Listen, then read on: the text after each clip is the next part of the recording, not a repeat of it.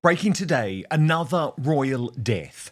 The royal family announcing in the past few hours that the Royal Highness, the Duchess of Kent, passed away peacefully last night at Kensington Palace, surrounded by her family. She was 91, had an incredible history. We will pay tribute later in the show. But first, breaking today, Meghan Markle plans to go all in on pimping out her children with a new Netflix show being pitched. This exclusive has been broken by Rob Shooter of the Shooter Scoop, who says the Sussexes are preparing for their boldest new move yet, starring their own children in a brand new Netflix project. Insiders tell Shooter Scoop that Prince Harry and Meghan Markle are under intense pressure to prove their worth after their original $100 million Netflix deal was quietly scaled back. Their answer? A family-driven project built around Prince Archie and Princess Lilibet. A Hollywood source telling Shooter Scoop the kids are the secret weapon.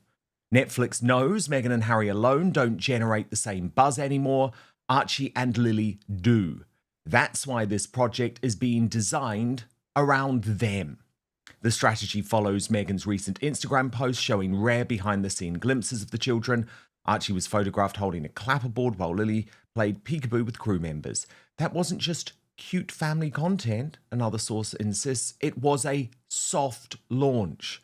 They wanted to gouge the public's reaction, and the response was massive. Though fiercely protective of their kids' privacy in the past, the couple now appear willing to risk exposure to save their future. They know this is dangerous territory, one industry insider explains, but without a hit, the Netflix deal will not survive. This new project is their Hail Mary, and Archie and Lili are at the heart of it. Brittany, editor of the Royal News Network, with me now. Brittany, how grim if this report is correct. Big news, Outspoken is now available as a podcast too. So please do subscribe wherever you get yours, Spotify, Apple Podcasts, and make sure you rate and review. I'll take 5 stars, if you may. I mean, it's absolutely grim, Dan, because we know Harry especially wants to keep the privacy of his children. Like, this is part of the whole reasoning why they left the royal family, was so that they could make the school runs, which we know is a lie because Catherine and William make the school runs and have no issues with that. But what's really fascinating here is the absolute collapse of Meghan Markle's show recently and what this means for their future, because Meghan thought With Love Meghan was a hit, but as it turns out, it wasn't. 100% has just crashed and burned on every level, not even making a single top 10 list in any of the countries where Netflix tracks this information. And so because of that, they need something. And the kids are it. The kids and the royal drama are it. That's the only thing that's going to generate the money. But they say in Hollywood, don't work with animals or kids because they're rather unpredictable. So putting the whole future on the shoulders of the kids, I think, is rather despicable if true, and definitely a huge risk. It is a huge risk, but the problem is, Brittany, other than the Princess Diana project, which here on Outspoken yesterday, Lady Colin Campbell said, look, actually, it's not going to be as big as people think. Yeah, it might be a minor hit, but it's not the big blockbuster that a lot of people are talking it up to be. What else do they have? What's left apart from sort of full-on reality, full-on Kardashian? Yes, and that I'm sure is what Netflix has always wanted, is the Kardashians, the royal version of the Kardashians. Meghan's problem, though, in that scenario is we even see it on With Love Meghan. Meghan is far too controlling, and even in the moments of spontaneity, her alleged blooper reel, she's very, very contrived in even that. And so this idea that Meghan can do a full-on reality-style series is just probably going to be impossible because she's too concerned with how everything looks. But I mean, that's all they have. At this point, she hasn't proven she's a talent. She definitely alienated, it must have been at least half her initial audience from the first season of With Love Meghan. Nobody came back. And so they clearly just don't have a lot of talent in this industry. And even if they drag out the kids, yes, that might give them a little bit of a blip. But what if the kids aren't interesting? What if the kids are as boring and as lacking star power as their parents? Then it's sort of a weird endeavor. And then it goes down the track of being sort of family vloggers. There's a lot of people who don't like family vloggers. So putting all the future on the shoulders of the children again is sort of despicable as parents, and definitely again not guaranteeing success at all. But Brittany, her whole social media strategy seems to be collapsing this week, because why on earth did she think we were so stupid that we wouldn't realize that the Instagram tribute to her mother, Doria Ragland, with whom there are very significant tensions at the moment, was actually first posted on her page, her old Instagram page. But remember, it's archived, Brittany. People still have evidence of it. Was a still picture that she posted in 2016. So we're talking a 9-year-old picture of no particular significance for a present day tribute to her mother. I mean, it was super duper odd. I mean, nothing says I love you like pulling out a picture from 9 years ago, right? And so And it's not like a significant picture from a particular moment that she's referencing. It's just a random boomerang. A random. Exactly. Because I was thinking, well, if it's one from her childhood, that makes sense. Or one from her wedding of her and her mom, that makes sense. One we haven't seen. But we've seen this picture, and her mother appeared in her documentary. You're telling me between 2016 and 2025, where there has been massive changes in both of their lives because of Meghan marrying into the royal family, that they don't have a single new picture that they can share. I just find it completely bizarre, except for the idea that Meghan is sending her mother a message. And I don't know what that message is. I don't know what the tensions are between them, but it just doesn't strike me as a particularly healthy mother-daughter dynamic. But I just don't think they've ever really had that. So it's not a huge surprise, but it's just a very, very odd choice and raised a lot of eyebrows. Of course, because for a long time, she wasn't there.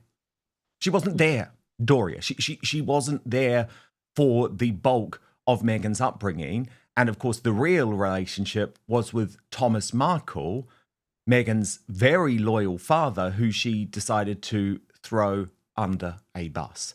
Now, Brittany, you speak about Netflix, right? And things are so much worse than probably either of us could have predicted. In fact, I've got the new figures in just one moment. But first, I want to show you Douglas Murray. He's a very tapped-in British journalist who says Meghan and Harry are going to cling to Netflix for as long as possible before they try and make this return into the British fold. Watch this. Before you go, Douglas, I read in The Hill just a couple of hours ago the startling news that Harry and Meghan could possibly return to their royal duties. Apparently, it was never Prince Harry's intention to give up his responsibilities as a senior royal. Douglas, I know this keeps you up at night, but do you think Harry and Meghan could do their so-called passion projects while serving the crown? I love this alleged spin that it was an accident that he gave up his royal duties. You or I might forget to empty the dishwasher. Harry forgot to keep doing royal duties. Could happen to anyone, I mean, it was only his main job and role in life.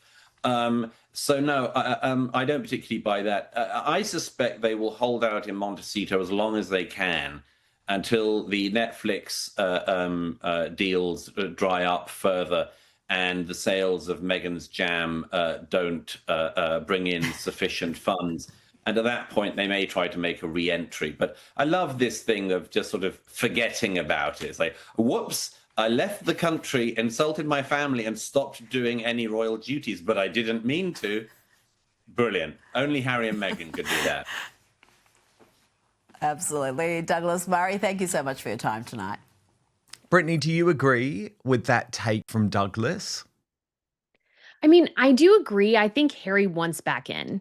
I do 100% think Harry wants back in. I don't think he enjoys working with Netflix. I don't think I mean, he never really worked with Spotify. He gave them some ideas and they were like, these are sort of too dumb to proceed, basically, is how they put it. But when it comes to their future, I think Harry is desperately clinging to the past and Meghan is desperately clinging to Netflix. And the problem, though, is that everything is sort of like she was a firework in the first half of the year, but now it's kind of dark and everything's dim as the ashes are falling to earth. And that's what's happened to Meghan Markle this year. Everything's starting to stagnate all at once. She overdid it. And she just is not the draw she thinks she is. And they're not going to make millions upon millions, let alone the initial argument that they could make billions of dollars in an entertainment empire. Neither one of them have the skills for that. Remember, she's going to be the next billionaire. Oh my God, Salty Duchess. Yeah, it was. It always was. Salty Duchess has been doing such a good job on the figures, Brittany. And I mean, look how bad the new figures are now because we're at day 10 now. So, I mean, on day 1, it was bad enough. 73, day 2, 85, day 3, 98, day 4, 118, day 5, 127, day 6, 129, day 7, 134, day 8, 136, day 9, 154, day 10, rank 179. Salty Duchess says Meghan Markle is a global Netflix failure. She is. I actually did the looking at the Tadum numbers from both the first season and the second season for the top 10 list because they'll actually let you know what the top 10 shows are. And they keep that whole list actually going on for several years. So if you go into the Excel document, you can look and see where Meghan's show ranked within the top 10 for the initial week of launch. And when I looked through, her first season, she was number 10 globally, and she actually got up to spot number 5 in a couple of countries. There were 24 countries overall where her show ranked within the top 10. This time, her show is not within the top 10 in any country, and they parse it out by like 40 countries or something like that. So if you think about that, the fact that Meghan did not make it to the top 10 in any market anywhere in Netflix tells you, I think, that I would not be surprised. Obviously, we don't know the exact numbers because Netflix will only aggregate for the 6 months and release that in what we watched of the last half of 2025, and that'll be in 2026. But what we can say, I think pretty definitively, is that she lost at least a fifth of her audience because the lowest show Netflix ranked had 2.1 million viewers. And then if you go down to it, she didn't rank anywhere. And last time she ranked at least in the top 10 within 24 countries. So I would not be surprised if she struggled to even break 1 million views in that first week.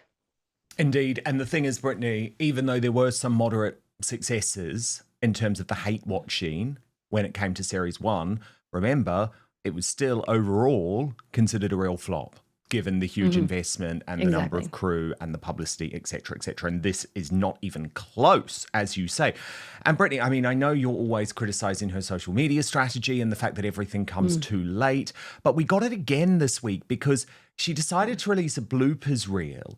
And she did it once the show was already a flop. So firstly, it's really not going to achieve what she maybe thought it was going to achieve. But secondly, if you're going to put out a bloopers reel, right, there's got to be something funny or different or endearing, something that we see where it's like, oh, maybe I need to think again about this woman. Maybe she is a little bit different behind the scenes.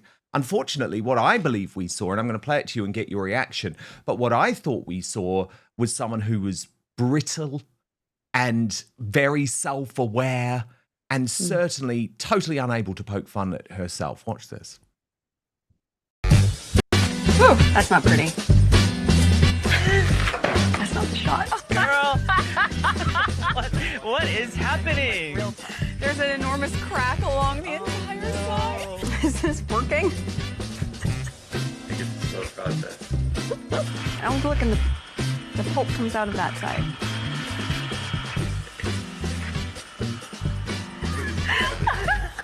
There's your driver, move.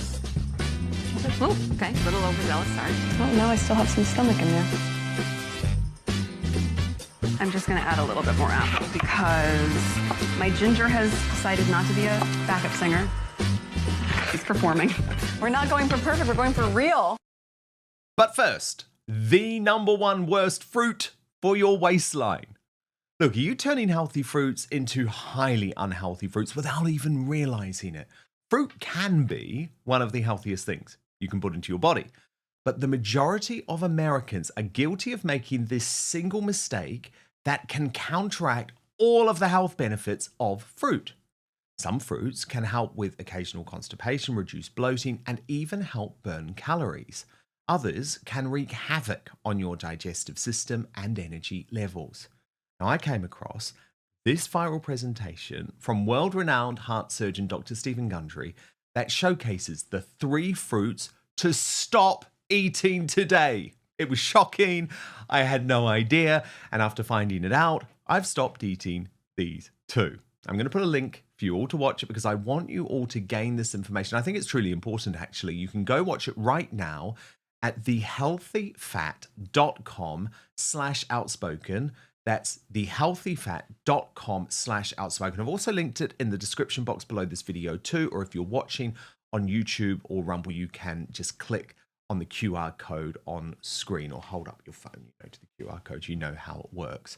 Oh, and by the way, eliminating these fruits could forever change the way we help increase energy levels, decrease brain fog, support digestion, and even lose weight. So make sure to click on the link below or go to thehealthyfat.com/outspoken to find out now. Dr. Gundry has lost 70 pounds himself using his research and has kept the weight off for over 20 years and counting. His digestive issues are gone.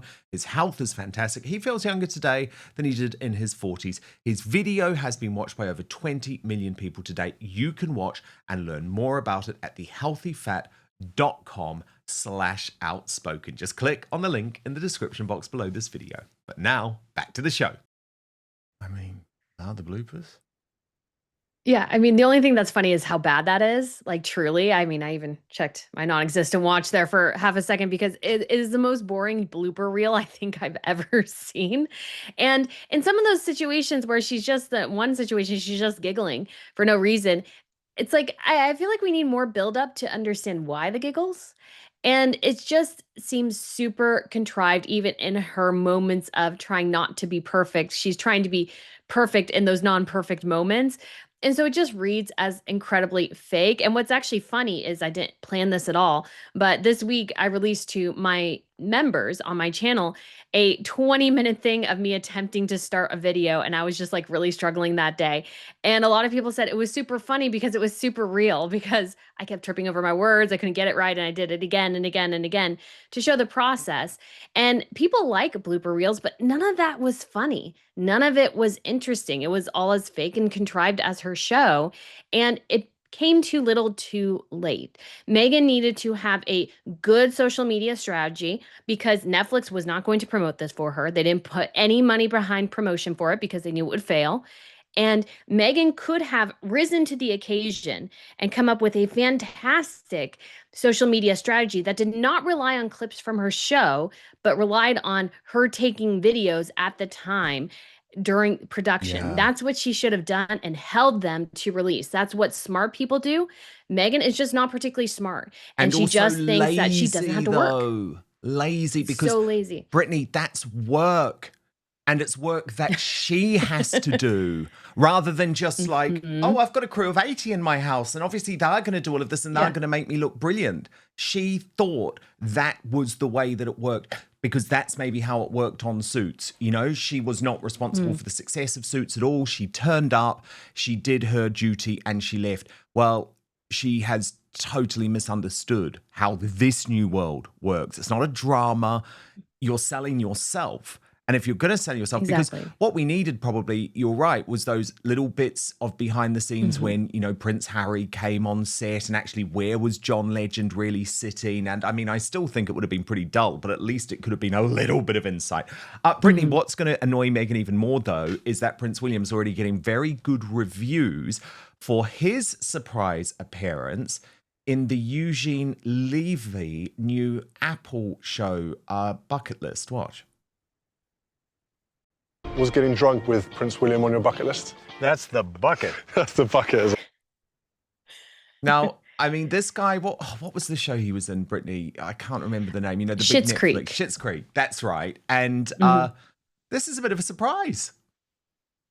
It is. I was surprised that somebody had mentioned it, and I watched the whole trailer, and I saw him in it, Prince William at the very end, and it looks to be cute and fun. And the thing about Eugene Levy is that he's somebody who has definitely those comedic chops, and so he's able to make fun of himself, which is what Meghan can't do. So even though there's a production behind this, I think it'll have an element of spontaneity and interest and actual decent conversations between people, even people who don't know each other, because Meghan can't really do small talk. And so I think this looks to be great. I think it's a great surprise to have Prince William in there and participating in something like this.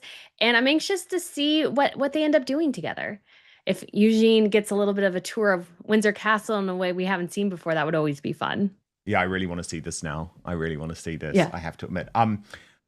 Brittany, lots of criticism. I mean, we spoke about this briefly on the show yesterday, but it's got a whole load worse overnight, actually prompting Princess Diana's former hairdresser to step in over Catherine, the Prince's wife, which I just think feels so unfortunate because this was such a lovely visit, actually, of which we've had some lovely video emerge of her speaking very candidly about her kids. Watch this. They're getting big now. George is already in my shoes. We had some beautiful, you know, the motorcycle was released officially. We had them blown up and put on the gates alongside their grandmother. And it's, everybody was so touched. We have them all down one side and the princess looking up at them. Yeah.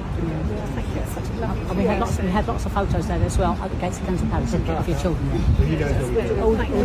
there. But Brittany, so much response to her new hairdo that Princess Diana's former hairdresser spoke out on X. This is Sam McKnight, who said, "I am shocked, horrified, dismayed, and disgusted by all the nasty comments about the Princess of Wales today. A woman's hair is very personal to her. It's armor, defense, confidence, and so much more. I cannot believe how evil and lacking in any kind of empathy are the comments.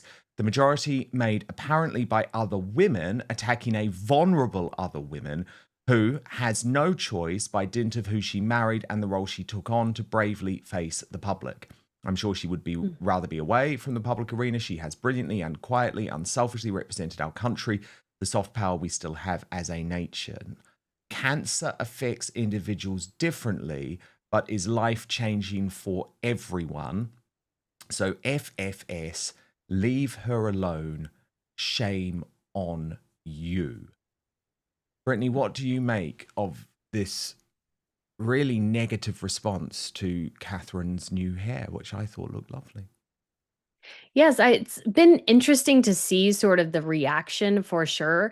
Dan, it was a bit of a surprise, but I think sort of what happened is like anyone, I think they probably teased her hair a little bit too much in the back, and so it just kind of had a weird look to the back of it. And some people took that way too far into the rumors of wigs and hiding grays and all these crazy things when most likely she just decided to lighten her hair and experiment.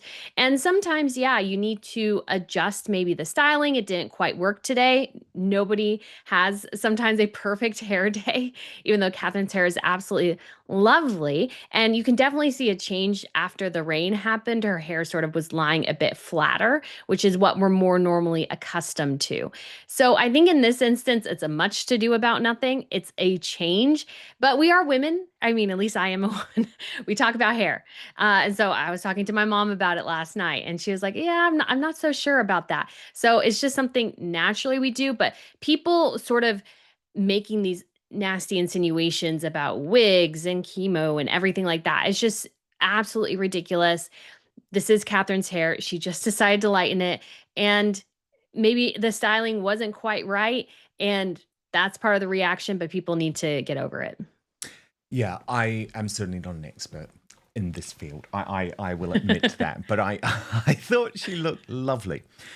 And Brittany, let's return to our breaking news. King Charles has declared a formal royal period of mourning up until the funeral of the Duchess of Kent. This announcement, as is tradition, made and posted on the gates of Buckingham Palace today. with this official statement, Brittany, reading, "It is with deep sorrow that Buckingham Palace announces the death of Her Royal Highness the Duke of Kent. Her Royal Highness passed away peacefully last night at Kensington Palace, surrounded by her family. The King and Queen and all members of the royal family join the Duke of Kent, his children and grandchildren in mourning their loss and remembering fondly the Duchess's lifelong devotion to all the organisations with which she was associated, her passion for music and empathy for young people." Brittany, your view. Oh, it's a very sad day. I think it's a reminder as well of sorting of the passing of the generations, those more closely connected to Queen Elizabeth II. And so it's very sad news indeed. And it was something I wasn't really anticipating, but I was very interested to learn because obviously the Duchess of Kent has taken many steps back over the last about 2 decades and only showed up generally for big events and those sorts of things, that it was very cool to realize she wanted to lead at one point, more of a private life in her later years and wanted to do away with some of the trappings of royalty. She didn't really want to go by an HRH. She was just Catherine Kent or the Duchess of Kent.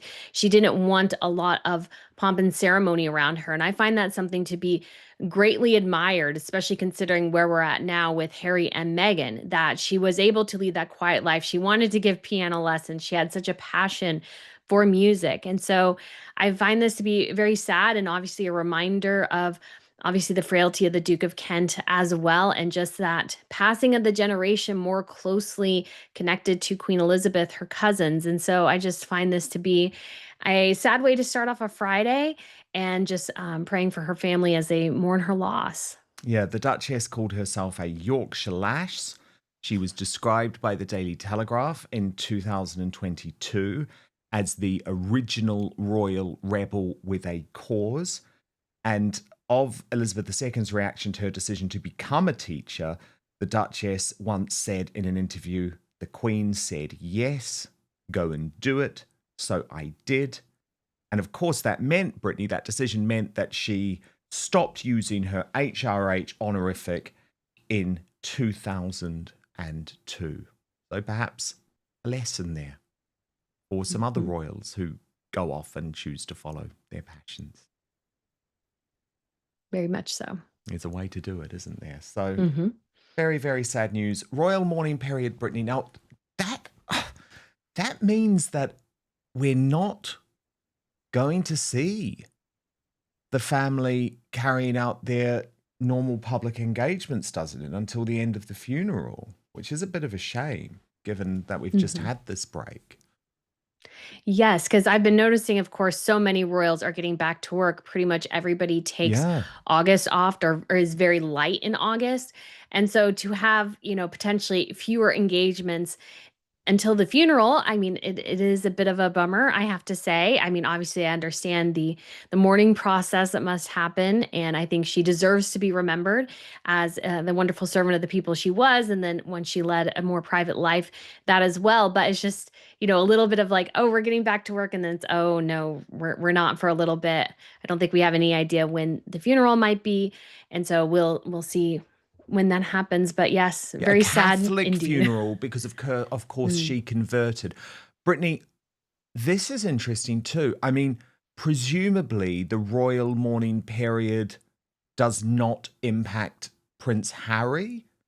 Will he go ahead with his pre-arranged commitment to attend the Well Child Awards in London on Monday? That's an interesting question. I hadn't really thought about that, but I mean, that's a distinct possibility. I mean, it's Harry, I think, is such an odd ball right now because he wants to be in and he wants to be out, and he can't quite decide what he wants to do. And so I can definitely see him attending, and then I can definitely see him doing the cosplay royal routine and not attending. So I'm not entirely sure. I think it depends if he's looking for an excuse. Do you know what, though? My gut feeling from everything that I'm hearing is that he will ignore the royal mourning period and will attend.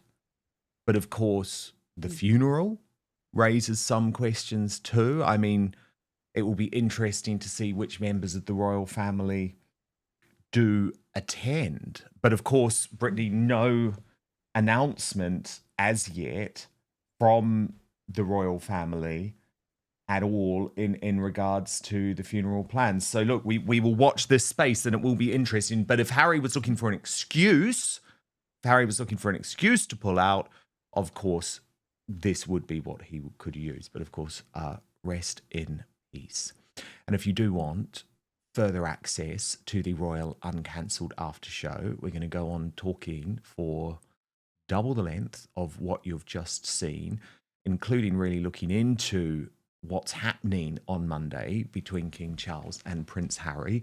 Then you can sign up to my Substack, www.outspoken.live. Paid monthly members get first access to the Royal Uncancelled After Show, live or on demand, whichever you prefer, with no advertising whatsoever. Let me just repeat the address, www.outspoken.live. Substack is a free speech platform. It protects me from big tech cancellation. It protects me from lawfare. It really is an important platform in my ability to go independent, to continue doing the reporting that I do. So I would love you to be part of it at www.outspoken.live.